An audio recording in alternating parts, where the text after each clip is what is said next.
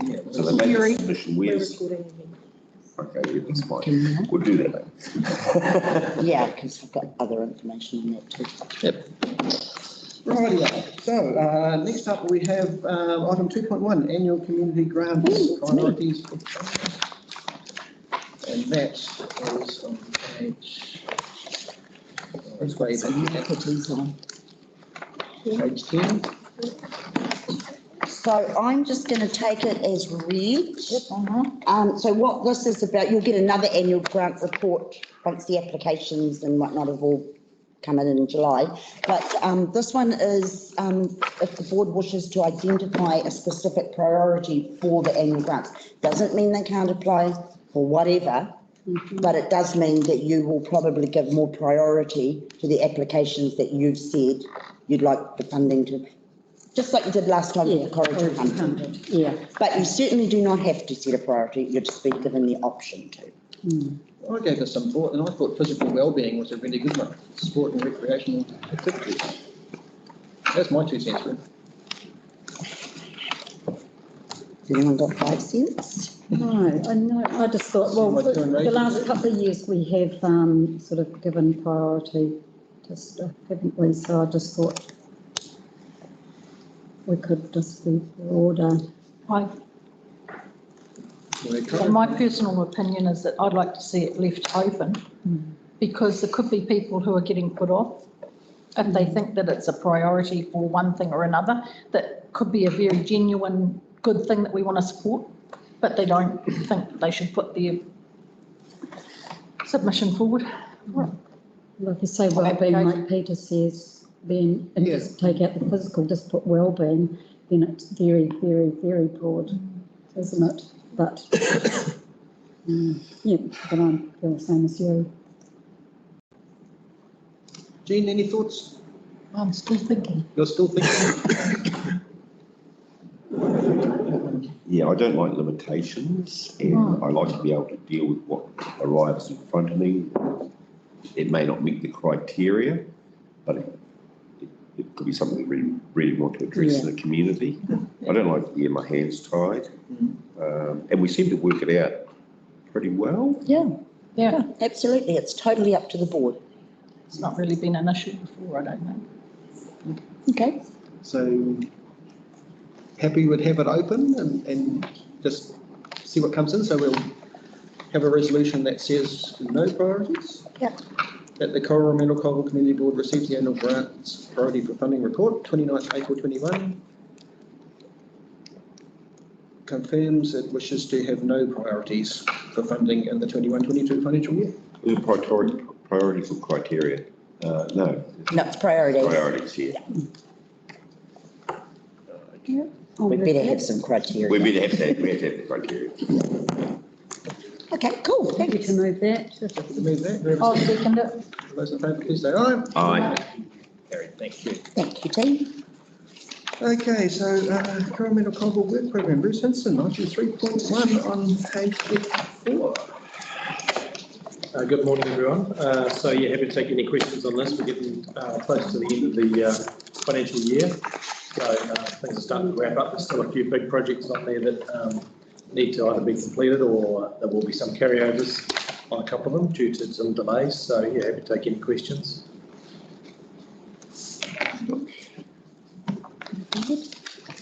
Through the chair, where are we at with Takuma Bay?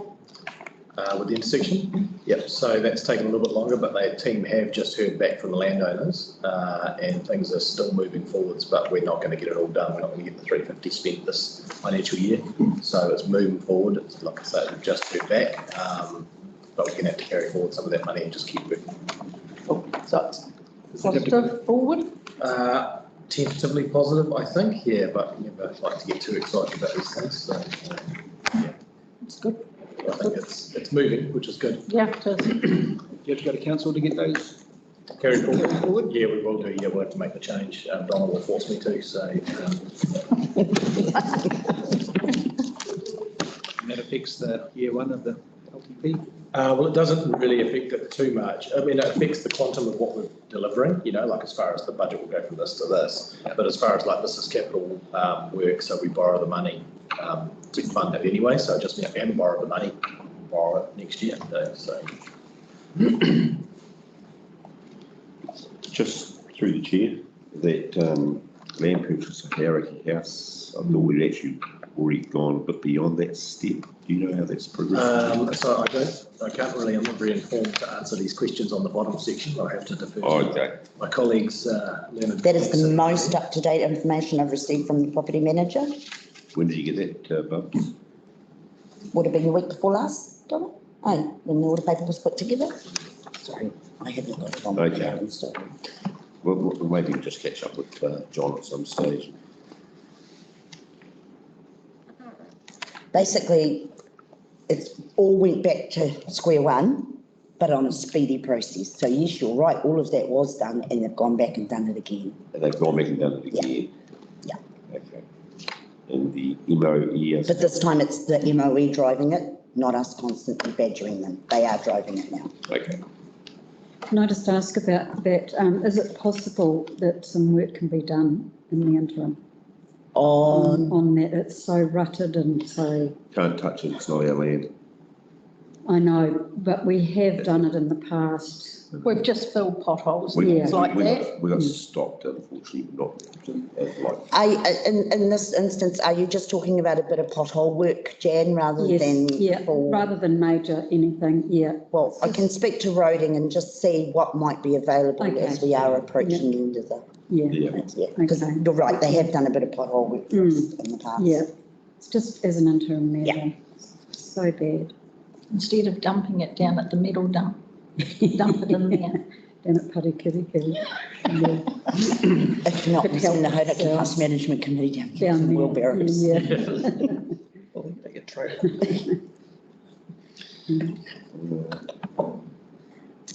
Okay. The Ariki Tahi Sugarloaf development, unfortunately, we had a setback to that in that the independent chairperson passed away about 2 weeks ago. Yes, so that leaves us with a few issues to work through, but we are doing that. Who's that? His name is Ian McNabb. He lived down in Picton, anyway.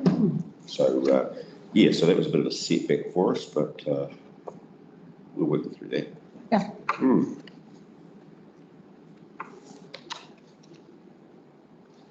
Okay, very good. Watch the space on the bypass. Watch this space, guys. Yeah, so. Okay. So Nothing else? anything else? If there's not, the resolution is that we just simply receive the Coromandel-Colville work program and other information report. Anyone know? I'll second that. We have a mover and a second. Oh, I'll move it then. Yep, I'll second it. Those in favour, please say aye. Aye. Right. Carried, thank you very much. So then we'll, already done the morning tea, so on to the proposed road name change, item 3.2 and page 28. Did you get a chance to talk to Lenny? Yes, I caught up with Lenny last night and he's perfectly all right with both those names. I did speak to him about the time that Betty Williams and Dave came to see us and the importance of having the appropriate Maori name used where possible. So he's aware of that. And he said those names were fine for down there. But he's aware that in future street names, we should be perhaps looking at the significance of whichever iwi or papu is involved and named accordingly. Okay, but those are fine. Can you record that, please?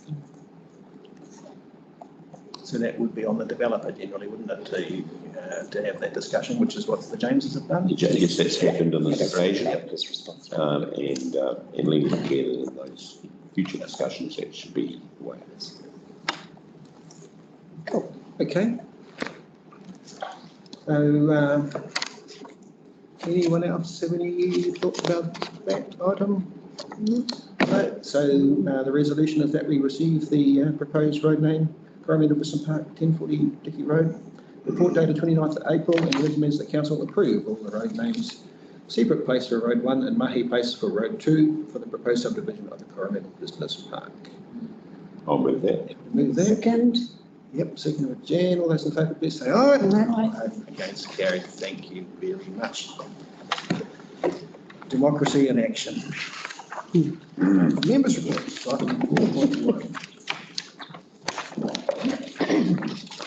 I've got a huge list here, so I'm happy to start. God, you can have mine as well if you like. Never mind. What have I done since the last meeting? Kim and I attended the tsunami emergency management meeting here. We had a huge turnout. There was Kim and I. Didn't know that. The tsunami. Oh, John Walker turned up about 10 minutes after Yeah. it started. Yeah, he was, But he- services though, really. Yeah, I think it was a few ulterior motives. It's probably not such a big It's deal not a here big for the deal. Coromandel community, but it certainly would be for the ones being there. And I certainly let them know because they've been jumping up and down about it. So this was their opportunity to come and get. So, Yeah, It was- my only thoughts were that perhaps, usually sometimes a day or two before the meeting, we should prompt people's memory again. which I Through the did meeting, do. which you Yep. did do. Yeah. Yeah, so So there was no public turned up. there was no. No. It was 8, 9, that was it. We had two people from the Thames, From and the Thames. Gary fella, and John Walker 10 minutes late, but And that was it. he's a Thames person too, Yeah, and that was it. Come Yeah. on. Oh, well. that's interesting. Yeah. So that means everyone's happy? Yep, okay. I wonder if they've had the same response on the east coast though. Different, Different. different Yeah. response. I'd say they were the. Oh, I would ones who were- think who were- Miss Younger and whatnot would have had a good turnout. Do you know? vociferous about it. There was only, When they had the tsunami workshop on that side? certainly might have there was only 5 turned up, I think, in Thames, I think they said. That's probably the same as Same here, as really, us, isn't it's it? not a We're not as major a- issue. There's a lot of hassle going on around the sirens in Victory Days and Tairua permanently. And it doesn't officially happen until almost September, I think. September.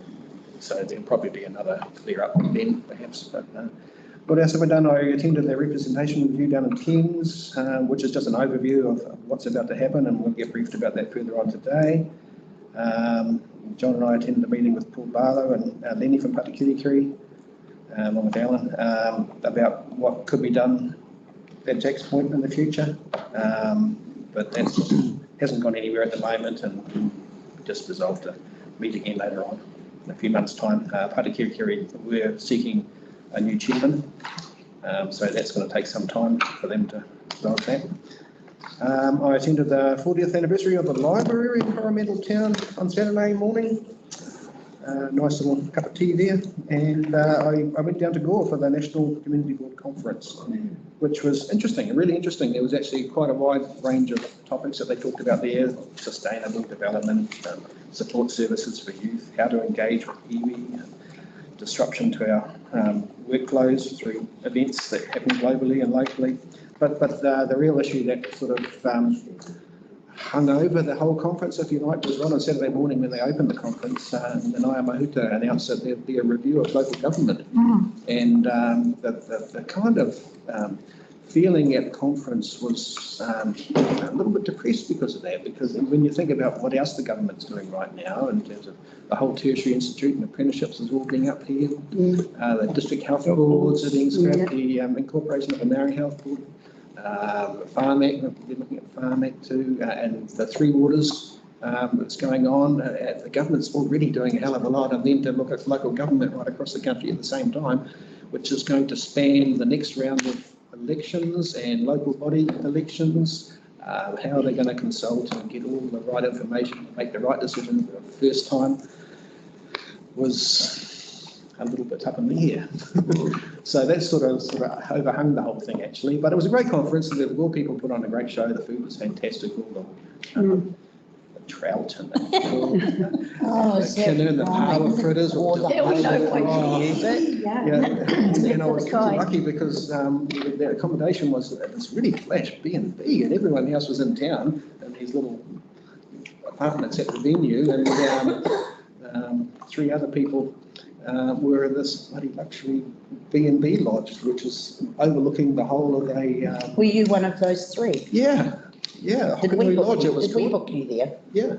Gosh, good. I'll come along. Yeah, I'll come along as your assistant. next But time. sometimes at these conferences, it's quite good because you get a feel about how other community boards are doing, and you sort of internally rated against how ours is, and I have to say, we're in a really good space. We are in a really good space. Our council values our opinion, and that's not the same everywhere. And some people have to fight tooth and nail to get every little dollar. And so that was really good just to reinforce how good the TCDC are being to us anyway. I can't speak for the other 4 boards because I don't have anything to do with them really, but I know that our opinion seems to be valued, so we're doing well. Squeaky wheels perhaps, but anyway. Could be. Whatever works. Could be. Yeah. Did they talk about, did anybody discuss any sort of like amalgamation stuff? Because I see there's quite a fair bit of stuff going out there now about amalgamating, or, you know, like even stopping some community boards in some areas. There was an overview and representation review, which happens everywhere, right across the country. It's a national direction, and it's our turn at the moment. So no more than what is the policy was sort of put up. But there was one thing that I thought we might be able to bring back and do here, and that's something called Safer Communities. I don't know whether TCDC is part of that already, the Safer Communities program. Apparently it encompasses 3 million Kiwis already. Yeah. So I was going to sort of find out whether we're actually part of that already, because it's something that's easily achievable, and it actually brings, it's not about community patrol, night patrols or anything like that. It's just how we can all be safer. Whether it's old people's, falling over and doing programs to help them with their balance, and there's all kinds of things out there. And I've got 3 pages of notes from that little workshop. And I thought that was something that was low-hanging fruit that maybe you could incorporate into our normal business, everyday business. But, I wasn't sure whether we already did it, so that was something that's on my list of things to do to find out whether we're already part of that or not. We have a table being the leader from coach. Oh, the thank you. That's probably can do. Yeah, sorry. I think it's been circulated to the. It has. Already. It's just a little bit like the wetland submissions. We just need to mention it, and then. Yeah, so we received a letter from Mike Noonan thanking us for our support bringing the hub to fruition. Looking forward to turning this first sod there very shortly, I think. I don't know who's there. Miss Andrew, I suppose. She'll be delighted. And that's my members' report. Anybody else? Yeah, I'll go. Excuse me. I went to the Anzac Parade and represented the community because poor old Jan was crook. Yeah, so I had the pleasure of doing it with my granddaughter, which was nice. really cool. Both of us did it together, so that was really really nice. What else? Oh, just went with Pete to the tsunami meeting, which was actually really quite good. The guys, I really felt embarrassed that nobody had come, but they were really good with us and talked. We asked lots of questions, and it wasn't really anything we didn't know already from our previous report that we had through the community board. But yeah, it is what it is. And then since then, it's been fielding phone calls and one-on-one meetings and emails from concerned people about, first of all, I had the road up at Karuna, that bit of road there. And then since then, it's been all the wetlands. So yeah, just dealing with public with that. So that's been my adventures. Oh, well, I'll say a few words if you like, guys. Sorry, the first one is local government.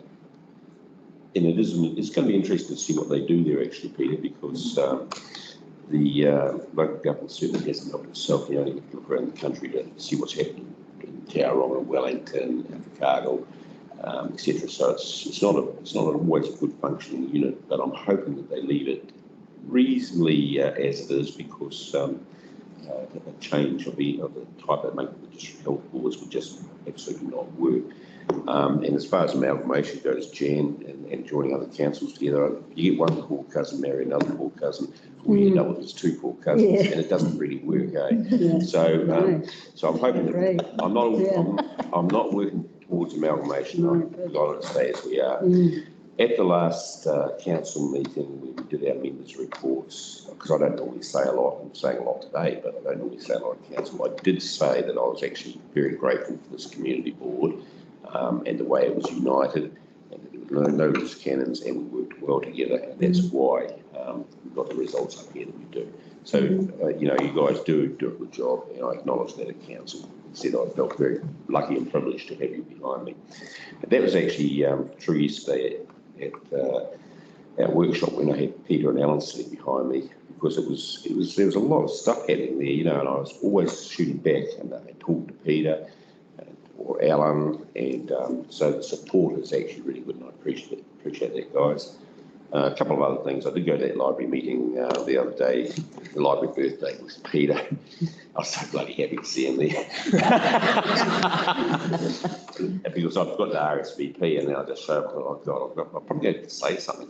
But Peter was there, and he gave a speech, and it was an awesome speech. I said that to you, didn't I, Pete? You know, it was a good speech, and it was a good little meeting, and it Did went they have well. a good turnout? Yes, they did. Oh, okay, They cool. absolutely did, and there were presentations for young and upcoming writers, little kids that had done good stuff. So it was actually it was worthwhile going. But I was bloody pleased to see you there, Peter. I could just stand in the background and enjoy the atmosphere. And Miss Sandra turned down well, she was unable to attend, so they asked me to speak, and I said, well, actually, on the pecking order, there's someone above me, and they said, I'm not sure he knows what the library is.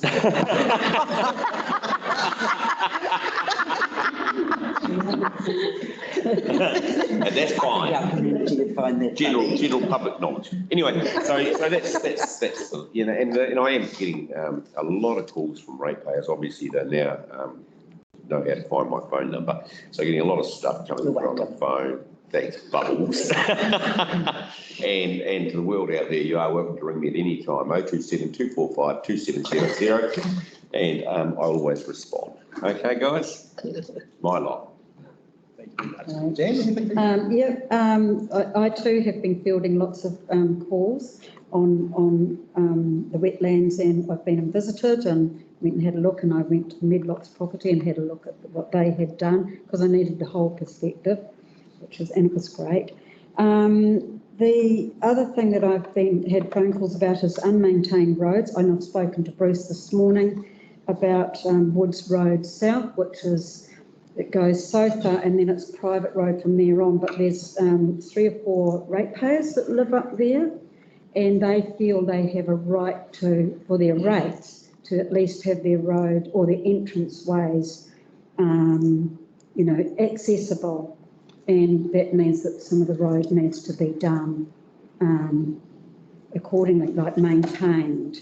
So one person in particular, Dell, who we know, she wanted to, well, I had sort of suggested that she put in an RFS, but I wanted to speak to Bruce first about it, which I have done this morning, and I'll ask him afterwards about recommending that she do put in an RFS, even though she's been turned down in the past. But as a ratepayer, and she says she's a ratepayer, and she has a right, she feels she has a right to ask for that road to be maintained so that she can access her property. So I'm just bringing that forward, but it does make me aware of unmaintained roads and what our responsibility is for that, because people do ring us about them. So, yeah. Okay. The rest has been dealt with. So, yeah. Anything from you? So like Jan, I've also been getting calls around the wetlands, and I went down and had a look at it yesterday. They had the walking group down there yesterday morning, and I was actually quite impressed with what was happening there. I sort of opened my eyes on what it's about. So we had binoculars and we were looking through and we were explaining what the birds were doing and whatever. So I really enjoyed that. The other part that I did enjoy was supporting the bus transport. And so the Flint, is their name, Jan? The Flint. Yeah, so, and talking to the community about the buses, and what's happening. Very good.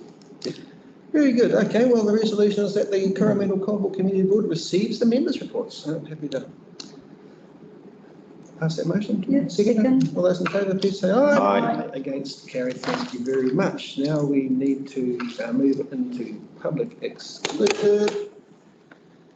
And it's just to confirm the minutes. So I'll move that we go into public excluded. I'll second that. All those in favour, please say aye. Aye. That's carried. Thank